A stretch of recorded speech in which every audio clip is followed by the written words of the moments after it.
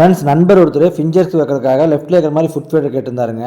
அவர் setup எதுக்காகன்னு சொல்லி எப்படி பண்ணணும் அப்படின்னு சொல்லி காமிச்சிருந்தாரு. உடனே நான் என்கிட்ட இந்த ஃபோட்டோவை அனுப்பிவிட்டேங்க. இதுவான்னு சொல்லி கேட்டேன். ஆமாங்க, இந்த மாதிரி பெரிய மவுத் உள்ளதாக வேணும். லாஸ்ட் டைம் எனக்கு சின்னதாக உள்ளதை அனுப்பிச்சி விட்டாங்க. அது தண்ணிக்கு தான் யூசேஜ் ஆச்சு. நீங்கள் பேக் பண்ணும்போது எனக்கு காமிங்கன்னு சொன்னாருங்க. அதே மாதிரி நான் பேக் பண்ணும்போது அவருக்கு 65 பீஸையுமே வந்து காமிச்சேங்க. இங்கே பாருங்கள், பெரிய மவுத் தான் அனுப்புகிறேன், எந்த காரணத்துக்கும் என்கிட்ட மாறாதுங்கன்னு சொல்லிவிட்டு அவர்கிட்ட நான் பக்காவாக பேக்கிங் வீடியோவும் அனுப்பிச்சி விட்டு பேக் பண்ணேங்க. பேக் பண்ணதுக்கப்புறம் சரின்னு ஓகே பண்ணிட்டாருங்க. அதுக்கப்புறம் நைட்டு வந்து பஸ்ஸில் வச்சுட்டு சொன்னாருங்க. அவருக்கு பஸ்லேயும் வச்சு விட்டாச்சு. மார்த்தாண்டம் டெலிவரியும் சேஃபாக ஆயிடுச்சுங்க. அவர் வாங்கிட்டு எந்த டேமேஜ் இல்லாமல் வந்துருச்சுங்க. ஓகேன்னு சொல்லி ரிப்ளையும் பண்ணிட்டாருங்க. சரி உங்கள் செட்டப்பை காமிங்கன்னு சொல்லி கேட்டிருந்தேன், அனுப்பிச்சிருந்தாருங்க. நான் பார்த்துட்டு எனக்கு ரொம்ப ஆச்சரியமாக போச்சுங்க. அவ்வளோ சூப்பராக செட் பண்ணியிருக்கிறாரு.